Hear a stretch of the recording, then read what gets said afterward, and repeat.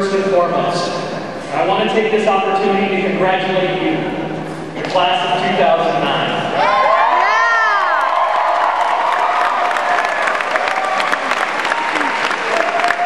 While there may still be bureaucratic hoops through which you will have to jump, you are now, for all intents and purposes, college graduates.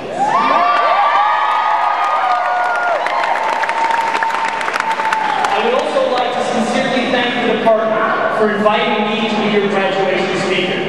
I should confess at this time that this has always been a little dream of mine, to give a commencement address. Unfortunately, the dream never included a topic for the speech. It only included thunderous applause at the beginning and the end of the speech.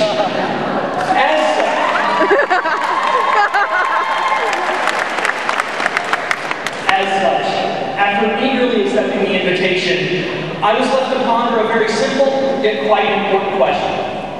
What message do I want to send to you, the class of 2009? Fortunately, the answer to this question came rather easily, for it is both the principle that guides my daily life and the source of my passion for sociology. My message to you is this: find the sociology in everything you do, in everything around you. You see, the purpose of all of those classes that you took was not simply to fulfill a set of requirements in order to secure a college degree, nor was it simply about supplying you with the vital skills for your future careers. No, it was about providing you with concepts, theories, and methods through which you can critically analyze and understand the world. It was about cultivating within each and every one of you a sociological imagination.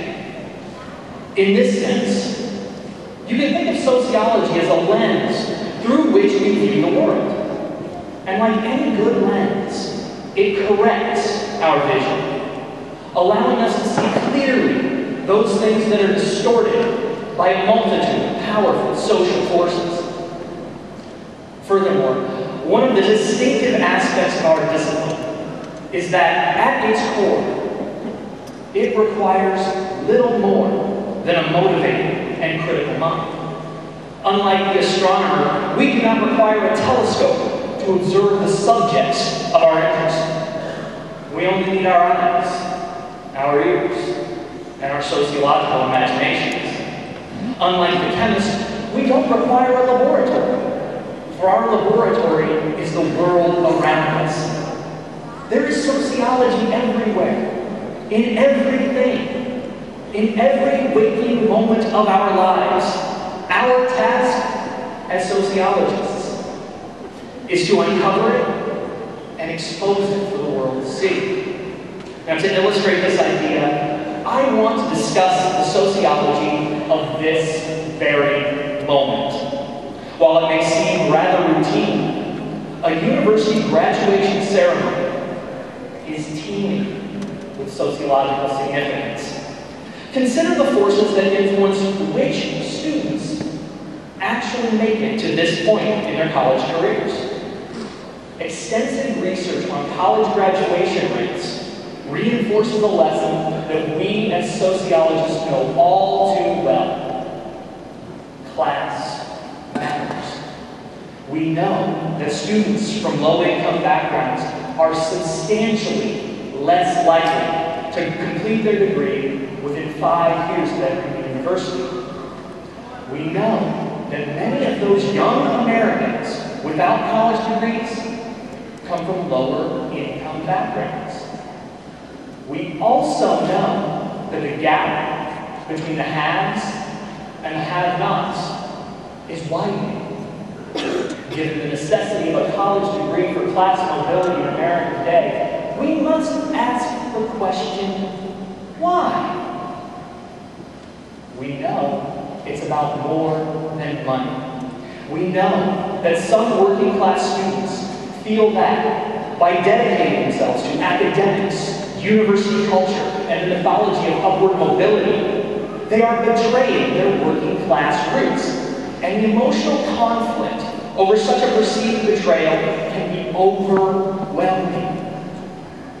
As such, to To fully comprehend this problem, we must engage in an analysis of class culture, of family, of socialization, and the complex interaction between these forces that push and pull these students away from the university.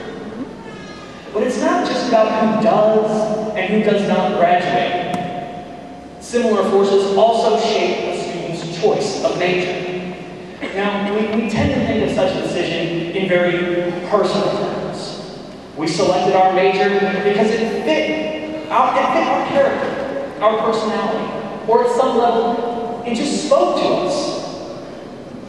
However, if we peel back the layers and look a little bit deeper, we can see that there is a lot more going on. Consider the persistence of gender inequality in the natural sciences and mathematics.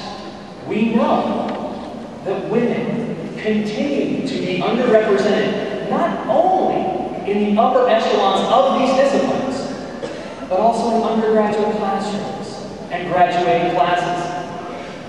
The question again is why? We know that gender socialization and gender stereotypes, both in and out of the classroom, and stretching as far back as grade school, play a vital role. When teachers and parents expect boys to do well in math and science, and construct their failures in terms of a lack of effort, and when girls' failures are cast in terms of aptitude and ability, the gender inequalities that we continue to see in math and in the natural sciences should be a surprise to no one, sociologists or otherwise. Beyond the relationship between stratification and higher education, we can also examine graduation as a ritual. When viewed through a sociological lens, we can see that there is a lot more going on here today than simply the delivery of a college degree. Graduation is a rite of passage wherein status is conferred. The candidate is not simply certified. He or she is elevated. By draping ourselves in these stately robes, we as faculty members establish our authority within this ceremony. With the announcement of the name, the passing of the document, and a short walk across this stage, we socially transform the college student into the college graduate, and we welcome them to their new lives as college graduates.